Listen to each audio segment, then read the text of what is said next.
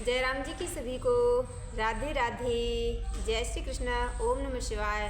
आप सभी का स्वागत है हमारे यूट्यूब चैनल आरजे कथा कीर्तन में। दैनिक श्री शिव पुराण कथा में आप सभी सादर आमंत्रित हैं। कृपया कथा के साथ बने रहिएगा। तो पिछली कथा में हम श्रवण कर रहे थे कि नारद जी को मोह उत्पन्न हो गया। तो आगे की कथा श्रवण करते हैं, बने रहिएगा कथा में। आज का अध्याय है नारद जी का भगवान विष्णु को क्रोध पूर्वक फटकारना और शाप देना, फिर माया के दूर हो जाने पर पश्चाताप पूर्वक भगवान के चरणों में गिरना और शुद्धि का उपाय पूछना तथा भगवान विष्णु का उन्हें समझा बुझाकर शिव का महात्म्य जानने के लिए ब्रह्मा जी के पास जाने का आदेश और शिव के भजन का उपदेश देना। तो कथा में प्रवेश करते हैं, बने रहिएगा कथा में। बोलिए शंकर भगवान की जय, श्री शिव पुराण की जय। श्री सूत जी कहते हैं, महर्षियों, माया मोहित नारद मुनि उन दोनों शिवगणों को, जो शिवगण थे, जो पार्षद बन के आए थे, तो उनको श्राप दे दिया। देकर भी भगवान शिव के इच्छावश मोह निद्रा से जाग ना सके। वे भगवान विष्णु के किए हुए कपट को याद करके मन में दुसह क्रोध लिए विष्णु लोक को गए और समिधा पाकर प्रज्वलित हुए अग्निदेव की भांति क्रोध से जलते हुए बोले।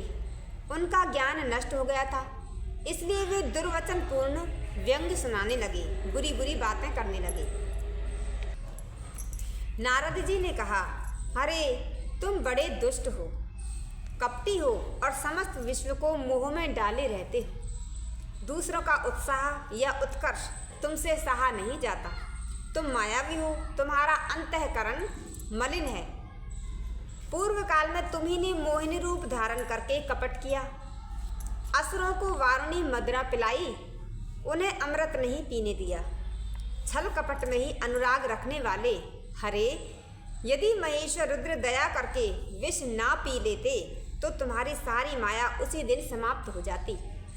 विष्णुदेव, कपट पूर्ण चाल तुम्हें अधिक प्रिय है। तुम्हारा स्वभाव अच्छा नहीं है, तो भी भगवान शंकर ने तुम्हें स्वतंत्र बना दिया है। तुम्हारे इस चाल ढाल को समझकर अब वे भी पश्चाताप करते होंगे। वे कौन? भगवान शंकर। अपनी वाणी रूप वेद की प्रामाणिकता स्थापित करने वाले महादेव जी ने ब्राह्मण को सर्वोपरि बताया है। हरे, इस बात को जानकर आज मैं बलपूर्वक तुम्हें ऐसी सीख दूंगा जिससे तुम फिर कभी कहीं भी ऐसा कर्म नहीं कर सकोगे, यानी कि कोई चाल नहीं खेलोगे। अब तक तुम्हें किसी शक्तिशाली या तेजस्वी पुरुष से पाला नहीं पड़ा था, इसलिए आज तक तुम निडर बने हुए हो।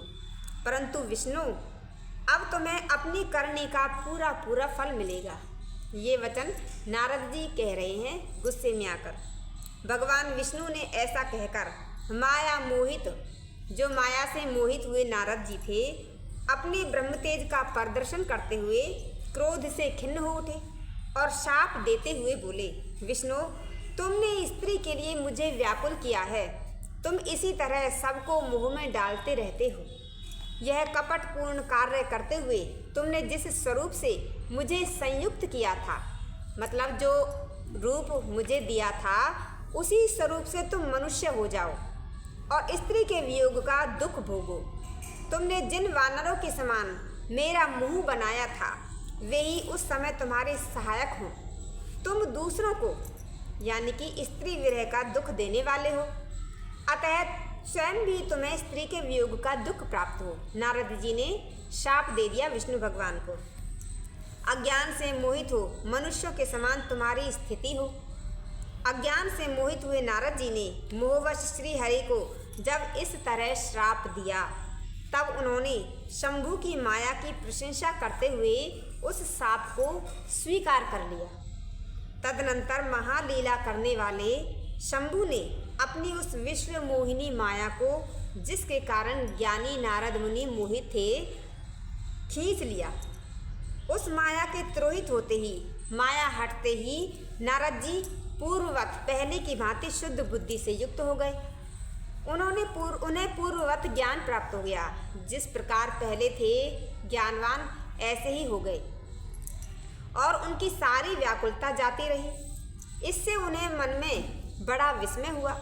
वे अधिकाधिक पश्चाताप करते हुए बारंबार अपनी निंदा करने लगे।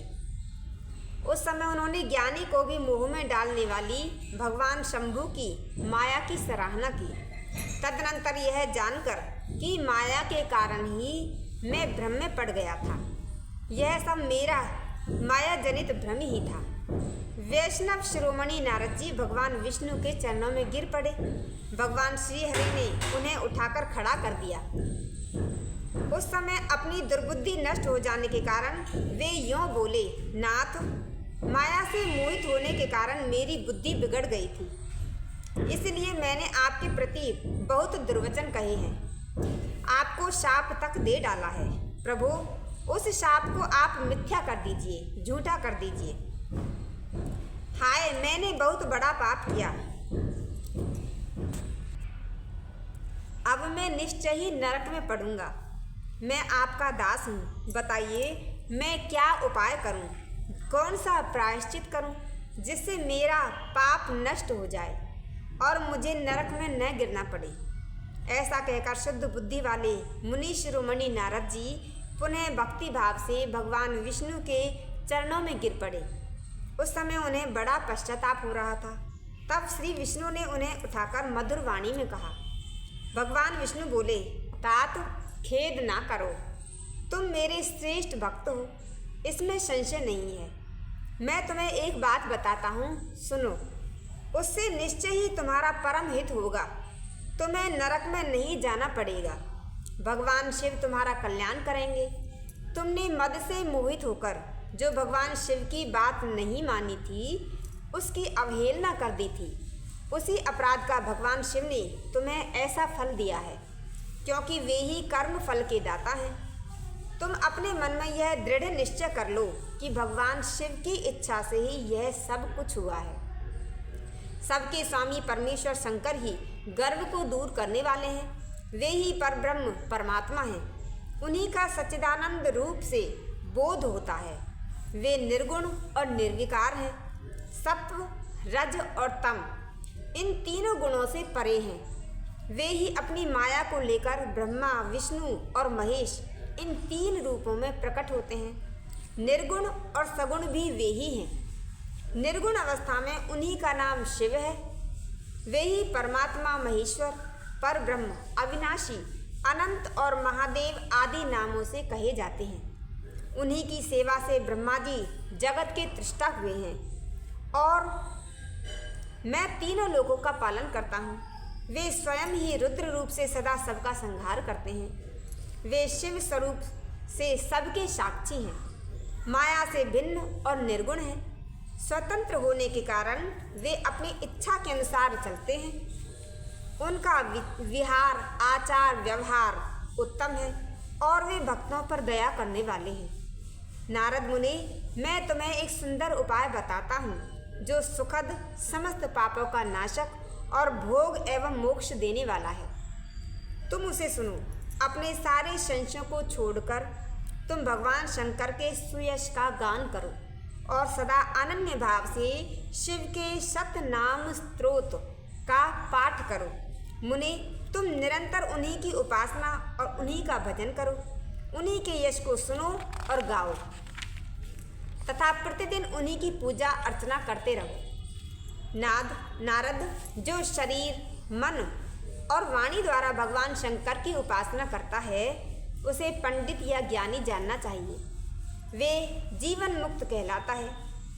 शिव इस नाम रूपी दावानल से, शिव के नाम रूपी दावानल से बड़े बड़े पातकों के असंख्य पर्वत अनायास भस्म हो जाते हैं। बड़े से बड़े पाप भी चुटकी भर में ही खत्म हो जाते हैं। यह सत्य है, इसमें कोई संशय नहीं है। जो भगवान शिव के नाम रूपी नौका का आश्रय लेते हैं, वे संसार सागर से पार हो जाते हैं। संसार के मूलभूत उनके सारे पाप निसंदेह नष्ट हो जाते हैं।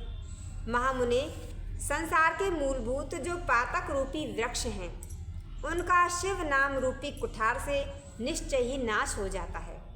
जो लोग पाप रूपी दावानल से पीड़ित हैं, जो पापी हैं, उन्हें शिव नाम रूपी अमृत का पान करना चाहिए। भगवान शिव के नाम का जाप करना चाहिए। पाप दावाग्नि से, जो पाप की अग्नि है, उससे दग्ध होने वाले प्राणियों को उस शिव नाम अमृत के बिना शांति नहीं मिल सकती। संपूर्ण वेदों का अवलोकन करके पूर्ववर्ती विद्वानों ने यही निश्चय किया है।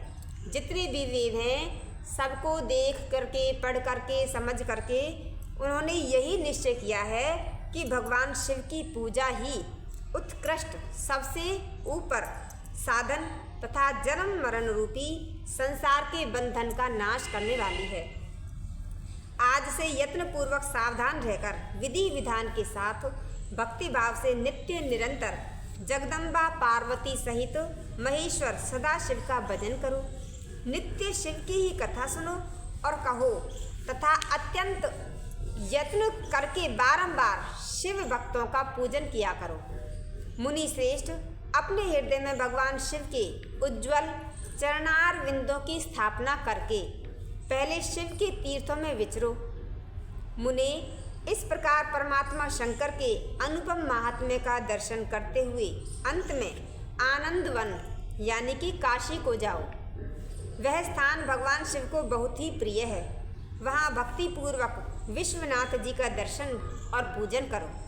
विशेषतः उनकी स्तुति वंदना करके तुम निर्विकल्प यानी कि संशय रहित हो जाओगे। नारद जी, इसके बाद तुम्हें मेरी आज्ञा से भक्ति पूर्वक अपने मनोरथों की सिद्धि के लिए निश्चय ही ब्रह्मलोक में जाना चाहिए। वहाँ अपने पिता ब्रह्मा जी की विशेष रूप से स्तुति वंदना करके तुम्हें प्रसन्नता पूर्वक हृदय से बारंबार शिव पार्वती के महिमा के विषय में प्रश्न करना चाहिए। ब्रह्मा जी शिव भक्तों में श्रेष्ठ हैं। वे तुम्हें बड़ी प्रसन्नता के साथ भगवान शंकर का महात्म्य और शतनाम स्तोत्र सुनाएंगे। मुने, आज से तुम शिव आराधना में तत्पर रहने वाले शिव भक्त हो जाओ और विशेष रूप से मोक्ष के भागी बनो। भगवान शिव तुम्हारा कल्याण करेंगे। इस प्रकार प्रसन्न चित्त हुए विष्णु नारद जी को प्रेम पूर्वक उपदेश देकर श्री शिव का स्मरण, वंदन और स्तवन करके वहाँ से अंतर्धान हो गए। बोलिए श्री शंकर भगवान की जय, श्री शिव पुराण की जय। तो आज की कथा यहीं तक है। आगे की कथा अगले अध्याय में श्रवण करते हैं। तब तक के लिए राम राम, राधे राधे, जय श्री कृष्णा, ओम नमः शिवाय।